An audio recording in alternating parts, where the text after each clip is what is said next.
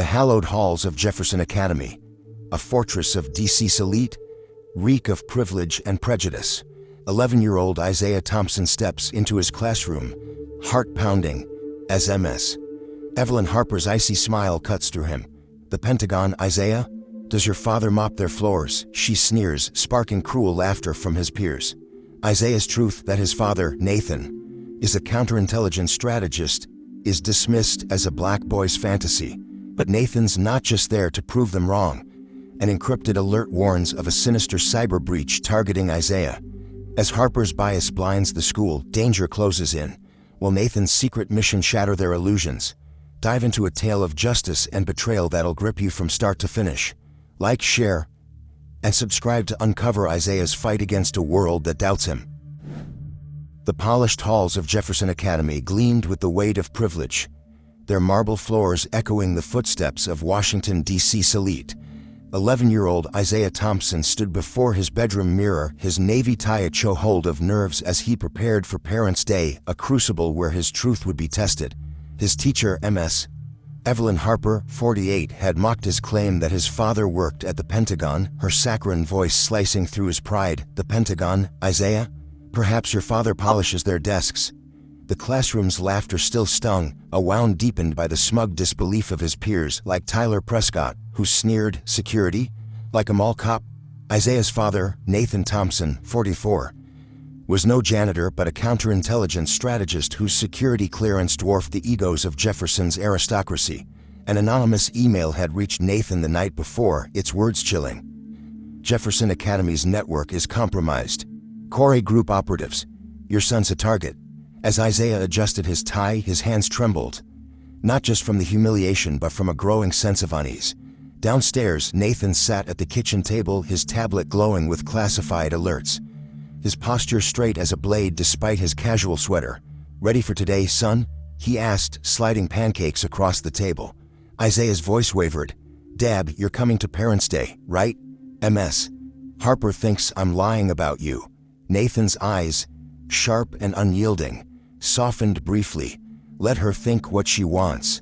Truth doesn't beg for belief.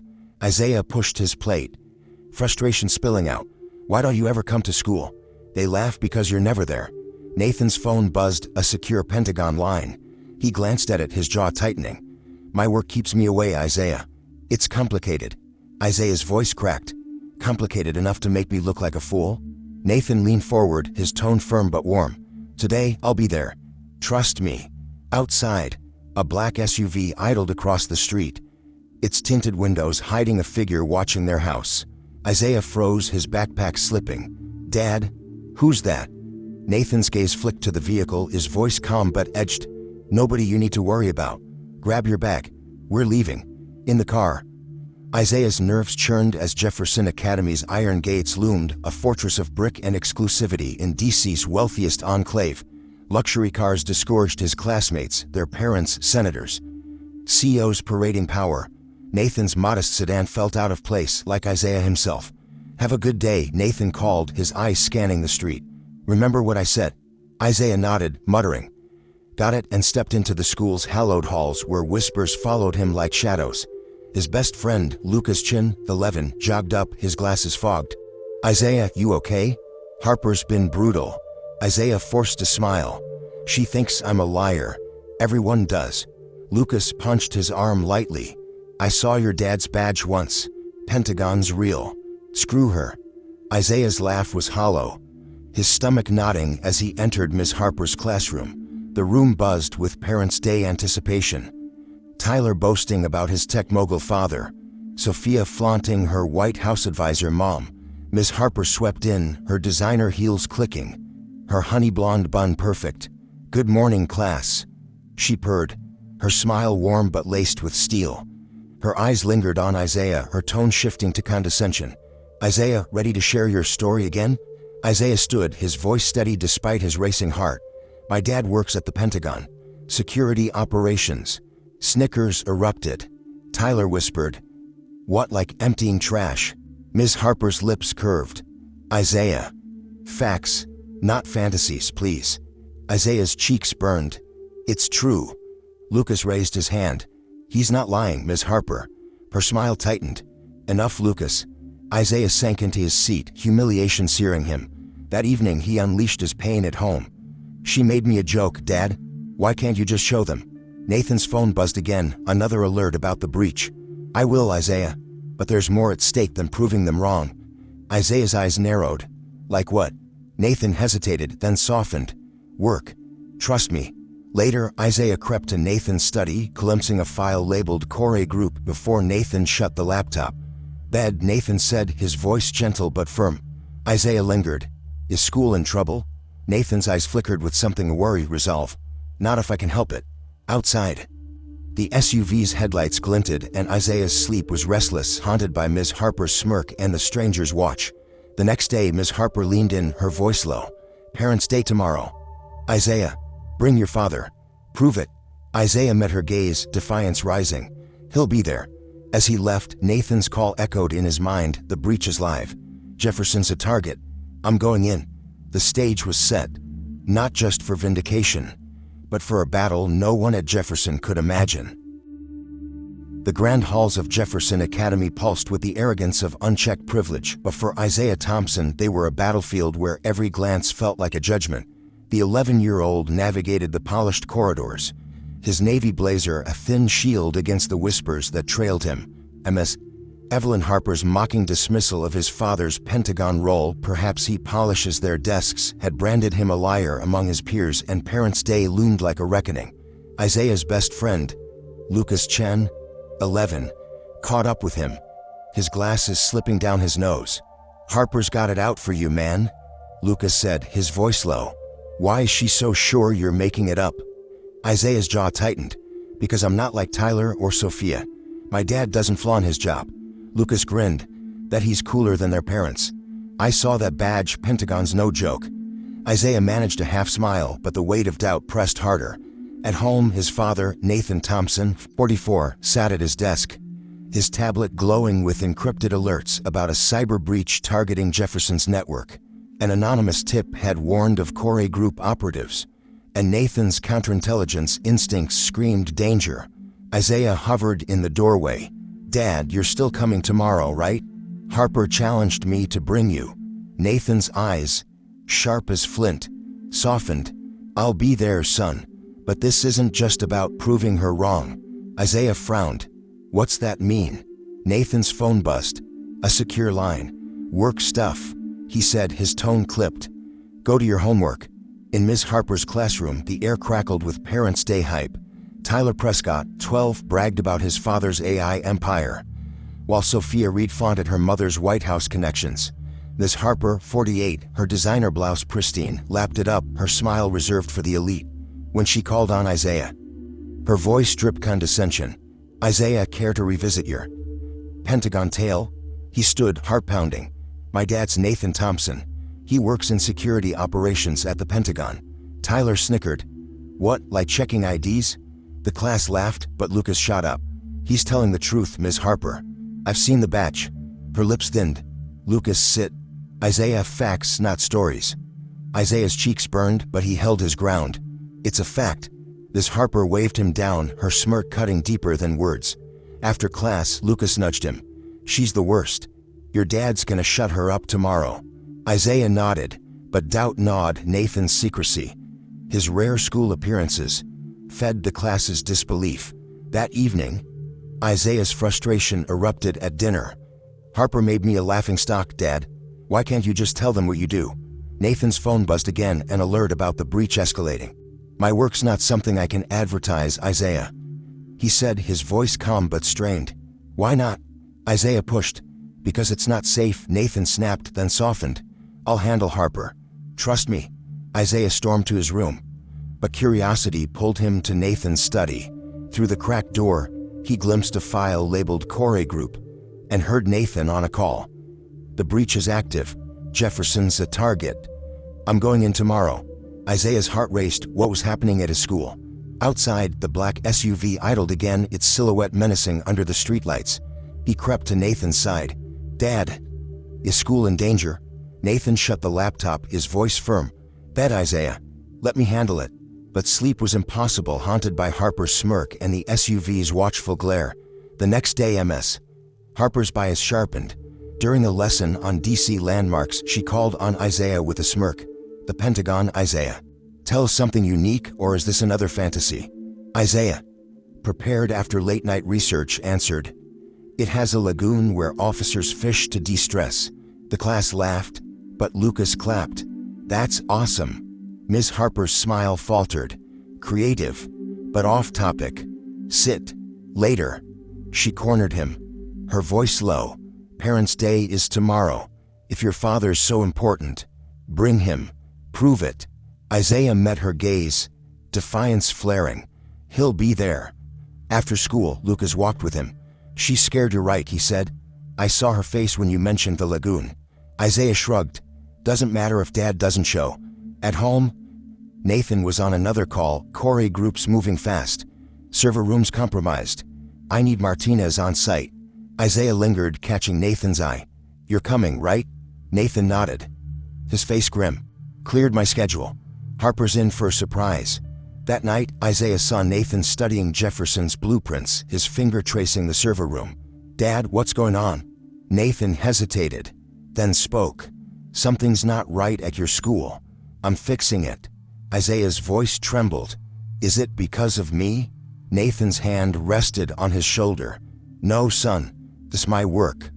But you're why I'm fighting." Outside, the SUV's engine purred, and Isaiah noticed Nathan checking his holstered weapon, a detail he'd never seen before. At school, Ms. Harper's smugness peaked. "Isaiah, I hope your father's ready to enlighten us," she said, her tone daring him to fail. Isaiah's resolve hardened. "He will." Lucas whispered, "Your dad's gonna crush this." But as Isaiah glanced out the window, he saw a woman in a trench coat. Agent Elena Martinez, watching the school, her stance mirroring Nathan's vigilance. His tablet flickered, a string of random code flashing before vanishing. "What was that?" Lucas asked. Isaiah's pulse quickened. "I don't know, but Dad's coming tomorrow, and something's about to go down." The stage was set not just for vindication, but for a confrontation that would shatter Jefferson's illusions. The morning of Parents' Day at Jefferson Academy crackled with the electric hum of power and privilege, its marble halls teeming with Washington, D.C.'s elite senators, tech moguls, and diplomats weaving through the crowd like threads in a tapestry of influence. For 11-year-old Isaiah Thompson, the day was a crucible, his heart pounding as he led his father, Nathan Thompson, 44, through the throng toward Ms. Evelyn Harper's classroom. Nathan, in a tailored charcoal suit, his Pentagon security badge gleaming like a silent rebuke, moved with the quiet authority of a man who'd faced threats far graver than a teacher's scorn. Ms. Harper, 48, had humiliated Isaiah for claiming his father worked at the Pentagon. Her condescending quips, "Perhaps he sweeps their floors," fueling the class's laughter and branding Isaiah a liar. Now, as Isaiah glanced at Nathan, he saw not just his father, but a counterintelligence strategist whose encrypted alerts about a Corey group's cyber breach targeting Jefferson's network had kept him awake all night. An anonymous tip had warned Nathan the school was a pawn in a foreign intelligence operation, and Isaiah was a target. Today, vindication and danger would collide. Inside the classroom, Ms. Harper stood at the front, her cream blouse pristine, her honey blonde bun a symbol of her unyielding control. She greeted parents with practiced charm, her smile faltering only when she spotted Isaiah. "Well, Isaiah, I see you've brought a guest," she said, her voice laced with skepticism. Isaiah's chest swelled. "This is my dad, Nathan Thompson.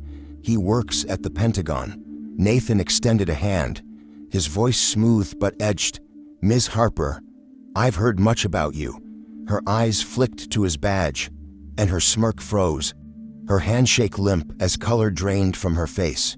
"Mr. Thompson, welcome," she stammered, her composure crumbling.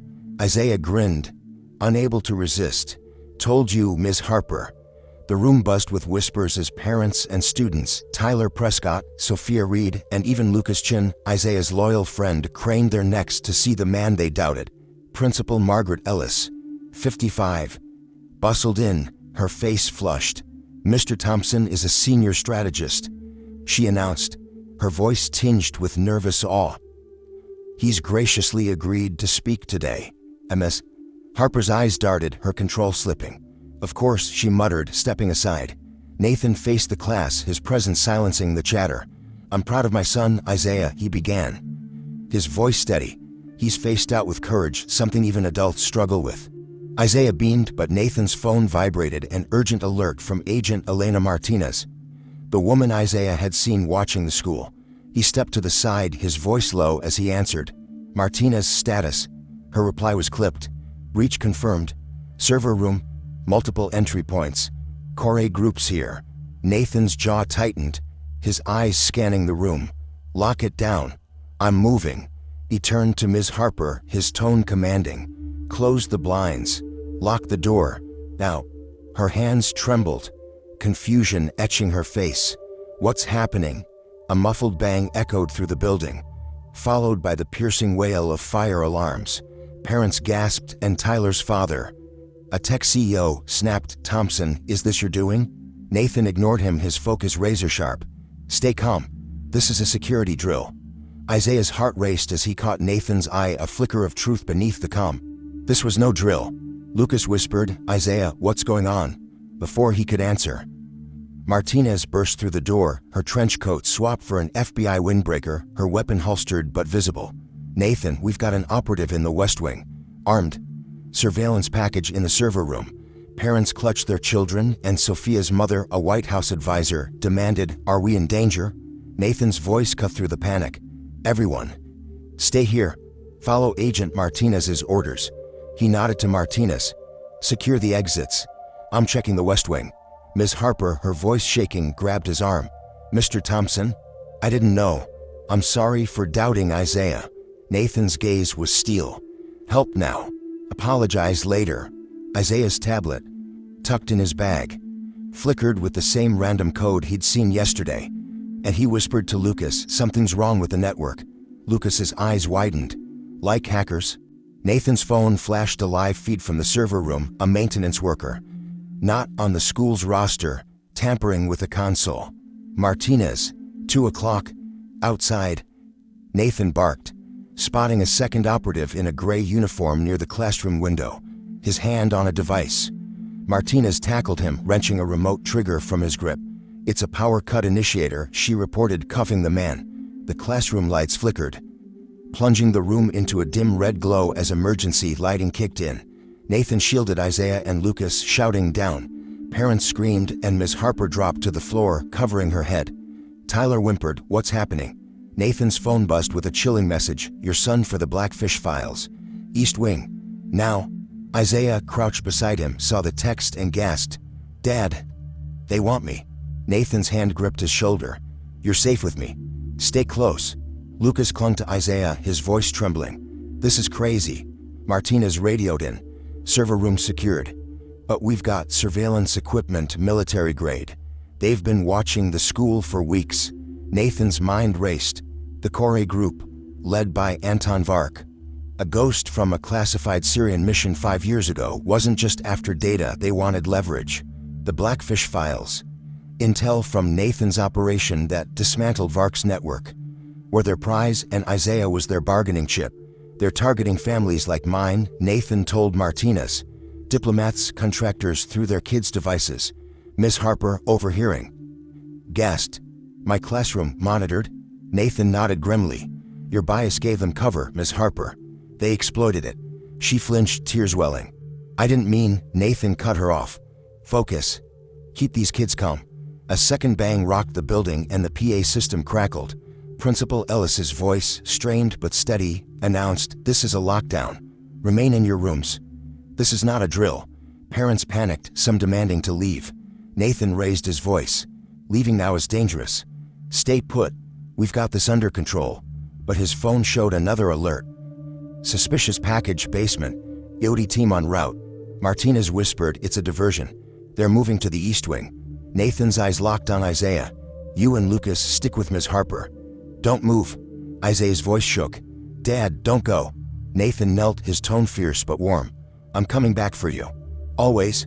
He handed Martinez a tracker. "If anything happens." "This is Isaiah's watch signal. Find him." Nathan sprinted to the East Wing, Martinez coordinating via radio. 2 operatives in custody, 1 unaccounted for, she reported. "In the basement." Nathan found the package, not a bomb, but a data mining device wired to extract student records. They're after home networks, he realized, his blood running cold. Jefferson students, children of power, were backdoors to secure systems. A shadow moved in the corridor. An operative, not maintenance, his hand on a knife. Carter. The man hissed, his accent thick. Vark sends regards. Nathan disarmed him in seconds, pinning him to the ground. Where's Vark? The man smirked. Too late, the boy's ours.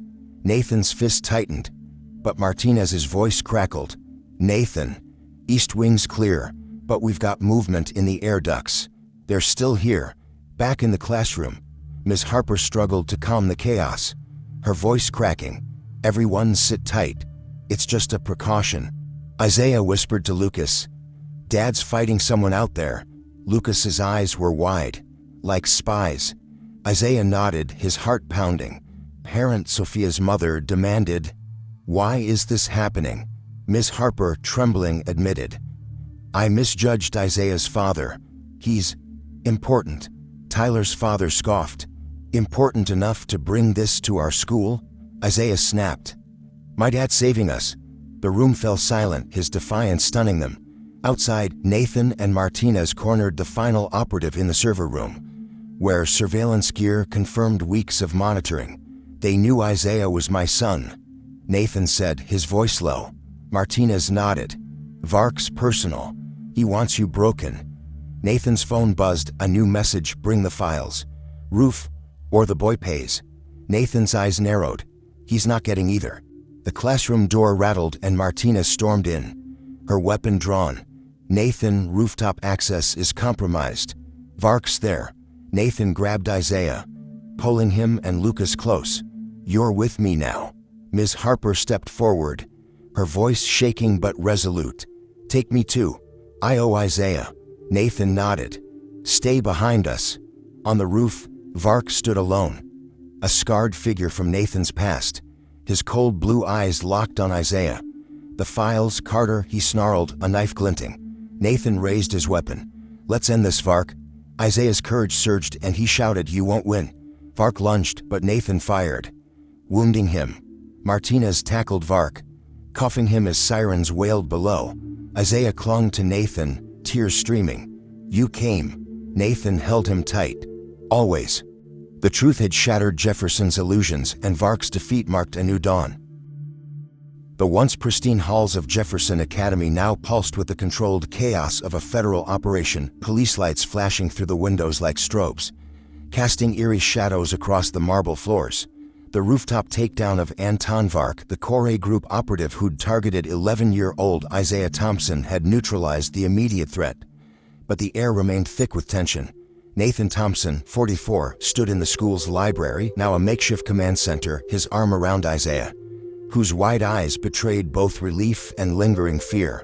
Agent Elena Martinez, her FBI windbreaker stark against the room's opulent wood paneling, briefed Nathan in a low voice. "Vark's in custody, secured for transport. We've recovered surveillance gear from the server room, basement, and 3 classrooms, including Harper's. They'd been monitoring for weeks." Nathan's jaw tightened, his counterintelligence instincts still on high alert. "Any sign of additional operatives?" Martinez shook her head.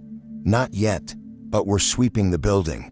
This was a coordinated hit. Vark wanted the Blackfish files, and Isaiah was his leverage. Isaiah, clutching Lucas Chen's hand, whispered, "Dad, why me?" Nathan knelt, his voice steady but warm. "My work made you a target, son. I'm sorry, but you're safe now." In Ms. Evelyn Harper's classroom, parents huddled with their children, their earlier arrogance replaced by raw vulnerability. Ms. Harper, 48, her composure shattered, approached Nathan, her face ashen. "Mr. Thompson, I misjudged Isaiah. I called him a liar. I'm so sorry." Her voice trembled, tears welling. Nathan's gaze was unflinching. "Your bias gave Vark cover, Miss Harper. You made my son a target in more ways than one." She flinched, nodding. "I know. I'll make it right." Isaiah, standing nearby, met her eyes but said nothing, his silence louder than words. Lucas nudged him. She looks like she means it, man. Isaiah shrugged, still processing the day's whirlwind, his vindication, the danger, his father's heroism. Principal Margaret Ellis, 55, addressed the shaken crowd, her voice strained but resolute. Thanks to Mr. Thompson and the FBI, the threat is contained. We're cooperating fully with authorities. Nathan stepped forward, his tone commanding. The school needs more than new locks. Start with how you treat students like Isaiah. Equality isn't optional. Ellis nodded, chastened. We're launching a full review of our culture and security. Outside, the media frenzy was erupting, with headlines like Pentagon strategist foils kidnapping plot at elite DC school trending on X. A viral post from a parent read, Jefferson Academy ignored a black student's truth. His father saved us all. #Justice for Isaiah. Students and families shared stories of bias, amplifying the call for change. Tyler Prescott's father, the tech CEO who'd accused Nathan, approached. His arrogance gone. Thompson, I was wrong. You saved my son too. Nathan's response was curt. Save your thanks. Fix your assumptions. Tyler, 12, shuffled over to Isaiah, his usual smirk absent. Your dad's legit. Sorry I laughed. Isaiah nodded, his voice quiet. Just don't do it again. Lucas grinned. Told you they'd eat their words. Isaiah managed a small smile, but his grip on Nathan's hand stayed tight. Back in the library, Martinez updated Nathan. We've ID'd Vark's network. Corey Group's been targeting families like yours for months, using school networks as backdoors. We found a data mining device in the basement, wired to student tablets. Nathan's eyes darkened. They used kids to get to parents. Martinez nodded. Vark's talking, but he's hinting at a bigger player. We're digging. Isaiah overheard his voice trembling. Dad, is it over? Nathan squeezed his shoulder. For you it is. I'll handle the rest. Ms. Harper, hovering nearby, spoke up, her voice shaky but earnest. Isaiah, I'm rewriting my curriculum, starting with a unit on assumptions. Will you help? Isaiah hesitated, then nodded. Maybe. If it's real. She swallowed hard. It will be. Principal Ellis gathered the parents, her tone somber. We failed students like Isaiah, and today's breach exposed our vulnerabilities. We're implementing new security protocols and mandatory bias training for staff. A parent, Sophia Reed's mother, stood. What about accountability? Ms. Harper humiliated Isaiah for weeks. Harper stepped forward, her voice breaking. I take responsibility. I've requested a faculty review and will lead the training myself. The room murmured, some parents nodding, others skeptical. Nathan whispered to Isaiah. She's trying. That's a start. Isaiah's eyes flicked to Harper, still wary but softening. Lucas leaned in. Bet she'll think twice before messing with you again. As the FBI cleared families to leave, Nathan's phone buzzed. A text from his Pentagon contact. Vark's linked to Anton Vark, Syrian op, is personal. Watch your back. Nathan's face hardened. Vark's vendetta stemmed from the Blackfish mission, where Nathan had dismantled his network. He texted Martinez. Double security on my house. Vark's not done. She replied. On it. We're tracking his stateside contacts.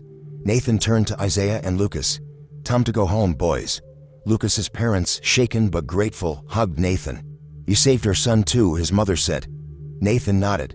Just doing my job. Isaiah, quiet, asked, Dad, will they come back? Nathan's voice was firm. Not if I can help it. Outside, the school grounds were a fortress of police and FBI vehicles, the once manicured lawns scarred by tactical boots. Isaiah clung to Nathan as they walked to their car, Lucas trailing close. Martinez escorted them, her eyes scanning the perimeter. We've got agents on your house tonight, she assured Nathan. You're covered. In the car, Isaiah's voice was small. Dad, you're a hero. But I was scared. Nathan's hand rested on his. So was I, son. But you were brave. You stood up to Harper, to everyone. Isaiah's eyes glistened. Because of you. Nathan smiled faintly. Because of us. At home, the familiar warmth of their house felt fragile, the day's events lingering like a shadow. Nathan checked the new security system, his holstered weapon a stark reminder of the stakes. Clara, Isaiah's mother, called from her Chicago conference, her voice trembling. You're both safe? I'm flying back now. Nathan reassured her. We're okay. Just get home. Isaiah, curled on the couch, looked up. Dad, will school ever feel normal again? Nathan sat beside him, his voice soft. "It'll take time, but you changed it today, Isaiah. You showed them who we are." The boy nodded, exhaustion claiming him as he leaned into his father. Outside, a discreet FBI SUV stood watch, its presence a silent promise of safety. Jefferson Academy faced a reckoning, and Nathan knew Vark's capture was only the beginning. 3 months after the harrowing Parents' Day at Jefferson Academy, the school's annual spring showcase filled its gymnasium with a vibrant hum of pride and renewal. The once imposing marble halls, scarred by the memory of a Corey Group cyber breach and Anton Vark's foiled kidnapping plot, now pulsed with a tentative hope. Isaiah Thompson, 11, stood confidently at his booth, his project beyond assumptions drawing crowds of parents, students, and faculty. His voice, clear and steady, carried over the chatter. "We judge people by what we expect, not what's true. I learned that here when no one believed my dad worked at the Pentagon." His father, Nathan Thompson, 44, and mother, Clara, 42, watched from the sidelines, their faces glowing with pride. Nathan, the counterintelligence strategist who dismantled Vark's operation, leaned toward Clara and whispered, "He's stronger than I was at his age." Clara squeezed his hand. "Because of you, Nathan. You showed him how to fight." The showcase was a far cry from the chaos of that fateful day, when FBI agents swarmed the school, and Evelyn Harper's bias had unwittingly aided a foreign intelligence scheme targeting Isaiah. Now, Principal Margaret Ellis, 55, took the stage, her voice resonant. "Jefferson Academy has changed.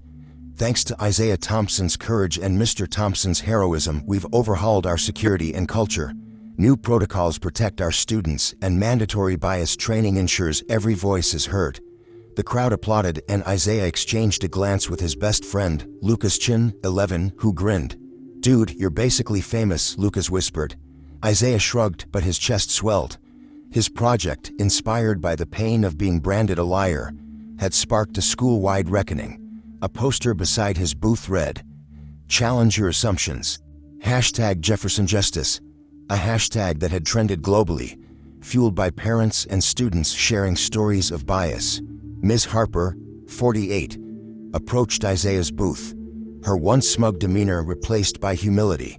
"Isaiah, your project is extraordinary," she said, her voice sincere. "I've learned from you more than you know." Isaiah studied her, recalling her tearful apology after the crisis. "Thanks, Ms. Harper. The new lessons you're teaching, they're good." She nodded, her eyes glistening. "I'm trying. Your father was right, bias blinds us." Nathan, overhearing, joined them, his Pentagon badge tucked away but his authority undeniable. "You're making a difference, Ms. Harper. Keep going." She swallowed hard. "I will, Mr. Thompson. And thank you for giving me a chance to do better." Clara added, "It's not just you. The whole school's waking up." Harper's curriculum now included units on diversity and critical thinking, and she'd volunteered to mentor students from underrepresented backgrounds, a move that surprised even skeptics like Sophia Reed's mother. Across the gym, Tyler Prescott, 12, once Isaiah's loudest critic, lingered near the booth, his usual bravado gone. "Your dad's a hero, Isaiah," he mumbled. "Sorry for, before." Isaiah nodded, his voice calm. "Just don't judge people like that again, okay?" Tyler shuffled off and Lucas laughed. "He's scared of you now."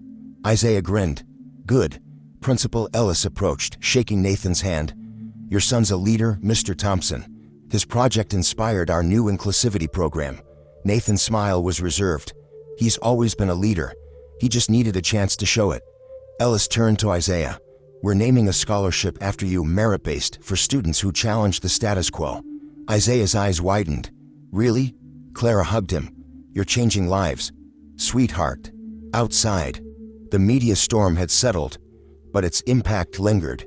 A Washington Post article, "How a Black Student's Truth Reshaped an Elite School," had gone viral, quoting Isaiah's project and Nathan's understated heroism. "I did what any father would." On X, #JeffersonJustice continued to trend, with rival schools like Georgetown Prep announcing bias reviews under public pressure. Nathan had declined interviews, but his brief statement, "Equality starts with listening," became a rallying cry. At home, the Thompson house, now fortified with advanced security, felt like a sanctuary again. The black SUVs that once shadowed them were gone, replaced by discreet FBI patrols. Vark, in federal custody, faced charges of espionage and attempted kidnapping. His Core group network dismantled after Nathan's intel led to global arrests. A classified White House meeting had secured Nathan's push for nationwide school security funding, a legacy he kept quiet. That evening, Isaiah found Nathan in his study, a rare moment of calm. "Dad, I've been thinking," he said, his voice earnest. "I want to study cybersecurity, like you, to protect people." Nathan's eyes flickered with pride and caution. "That's a big goal, son. You've got time to decide, but I'll teach you the basics." Clara, entering with coffee, teased, "He'll outsmart you, Nathan. Start young, Isaiah." Isaiah laughed, his fear replaced by purpose. "I'm serious, Mom. I want to make a difference." Nathan nodded, his voice soft. "You already are." Clara sat beside them, her tone reflective. "This school tried to break you, Isaiah. You rebuilt it instead." Isaiah's smile was quiet but fierce. "Because Dad showed me how." The next week, Isaiah returned to Jefferson, no longer the outsider but a quiet force. Students like Tyler sought his approval, and even Sophia Reed joined his lunch table. Intrigued by his newfound status, Ms. Harper's classes now buzzed with open discussions on bias, and Lucas, ever loyal, joked, "You're basically running this place." Isaiah rolled his eyes. "Just trying to keep up with Dad." At a faculty meeting, Harper presented a new mentorship program. Crediting Isaiah's influence, "He taught us to see beyond appearances," she said, earning nods from colleagues who'd once shared her skepticism. Principal Ellis, addressing the school, announced, "Isaiah Thompson reminded us that truth and courage outweigh privilege. Let's honor that." As spring faded, Nathan stood on the porch, watching Isaiah shoot hoops with Lucas. Clara joined him, her voice soft. "He's okay, Nathan, because of you." Nathan's gaze lingered on his son. "He's okay because he's him." Inside, Isaiah's project poster hung on the wall, a symbol of his triumph. Jefferson Academy was no longer a fortress of doubt but a beacon of change, its lessons rippling across the industry. Isaiah, once silenced, now led with a voice that echoed far beyond its walls. What's your take on Isaiah's journey? Have you faced doubt and risen above? Share below, like, and subscribe for more stories of truth conquering all. The saga of Isaiah Thompson and his father, Nathan, at Jefferson Academy delivers a powerful lesson on confronting prejudice, embracing truth, and the courage to challenge systemic wrongs. Isaiah, an 11-year-old black student, endured mockery from his teacher, Ms. Evelyn Harper, and peers who dismissed his claim that Nathan worked at the Pentagon, revealing how bias blinds us to others' realities. Nathan, a counterintelligence strategist, not only proved them wrong but thwarted a dangerous Core group plot targeting Isaiah, showing that resilience and action can dismantle even the most entrenched assumptions. Isaiah's transformation from a doubted outsider to a school leader through his Beyond Assumptions project teaches us that speaking truth, even when it's ignored, can spark change. Harper's redemption, driven by genuine remorse, underscores that growth is possible when we own our mistakes. The story challenges us to question stereotypes in our own lives and stand firm against injustice, proving one voice can shift an institution. Nathan's protective love and Isaiah's bravery highlight the strength of family and personal conviction in overcoming adversity. This tale is a call to action. Listen to the marginalized, challenge biases, and act with courage. Want more stories of triumph over doubt? Like, share, and subscribe to our channel for gripping narratives that inspire change.